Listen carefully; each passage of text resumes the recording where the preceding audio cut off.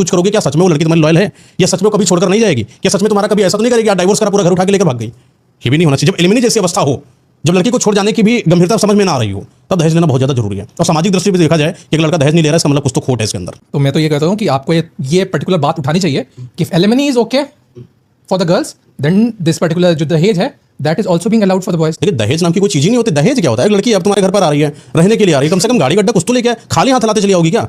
लेकिन अगर लड़की कंप्लेन कर दे कि मेरे से दहेज मांगा गया, तो काहे का दहेज लेके आओगी भाई? आप हमारे घर में रहने आ रही हो, बेशक कपड़ा वपड़ा लेके आओगी, कैसे चली आओगी?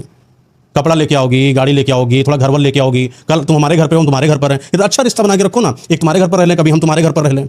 आजकल होना चाहिए अच्छा। आजकल के यूथ के तो मुंह पे ये गाना है, तुम दो जोड़ों में कपड़े लेकर आओ कि लड़की हुई तुम्हारी, हनी सिंह का गाना है। आजकल के यूथ तो ये कहते हैं अपनी गर्लफ्रेंड से, तुम दो जोड़ों में आओ। गर्लफ्रेंड से काम करो, दो जोड़ों में देखना ही चाहता है, वो तो विदाउट जोड़ा देखना चाहता है। समझिए बात को। एग्जैक्टली वो नहीं कहता कि आप जो है जो जिस तरीके दो जोड़ों में लेके आएगा, फिर वो भी हटा के भगा देगा तुम्हें।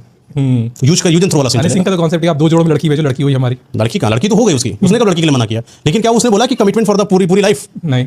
जब उनसे क्वेश्चन पूछा गया ना कि आप लाइन क्यों बताई, तो उन्होंने कहा मैं तो चाहता हूँ कि भाई दहेज लिया ना जाए। अच्छा। दहेज के खिलाफ के लिए लाइन है। हाँ तो दहेज कौन ले रहा है सर? दहेज नाम की चीज कहाँ पर है? अब एक बताइए, लड़की है, लड़की ने चुनाव किया एक अच्छे लड़के का, दहेज नहीं हुआ है? दहेज हुआ। लड़की ने चुनाव की नौकरी होनी चाहिए, दहेज नहीं है। तुम्हारी लड़की 12th पास फेल है, लड़का क्या चाहिए 12th पास तुम्हारे? तुम्हारी लड़की काम धंधा करना नहीं जानती है, लड़का क्या काम होना चाहिए तुमको? तुम्हारी खुद की बुढ़े महाराज, उम्र तुम्हारी 55 साल हो गई है, लेकिन तुम अपने घर पर अभी फॉर्च्यूनर खड़ी नहीं कर पा रहे हो। तुम्हारा जो दामाद चाहिए वो फॉर्च्यूनर वाला चाहिए। तुम दोगले हो, सामने वाले को दोगला बोल रहे हो। अपना पहले विचार शुद्ध कर लो कि लड़की तुम्हारी औकात वाली नहीं है, तो लड़के के साथ भी कॉम्प्रोमाइज करेंगे।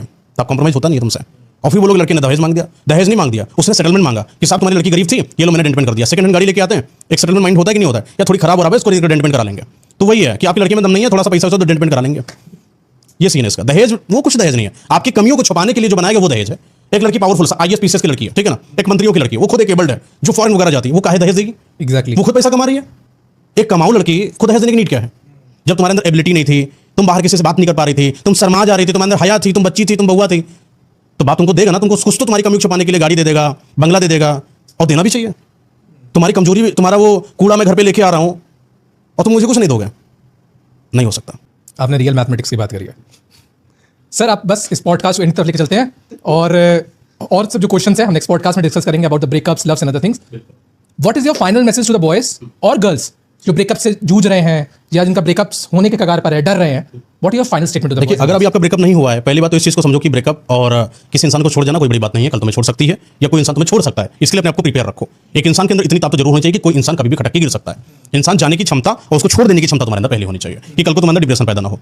दूसरा, अगर तुम्हारा ब्रेकअप हो ही चुका है तो अब क्या करोगे? तो अब तुमको उस इंसान को कभी एक्स नहीं बोलना है, उसको अपनी लाइफ से एग्जिट पोल में डाल देना हमेशा। एक्स नाम की कुछ चीज नहीं होती कि लड़की है अब एक्स पार्टनर है, ऐसा कुछ भी। एक्स के आगे भी पार्टनर लगा लिया, तभी तुमने उसको अपना ही बोल दिया ना सब। एक्स पार्टनर दुनियादारी सब खत्म हो गया, वो कहीं कोने में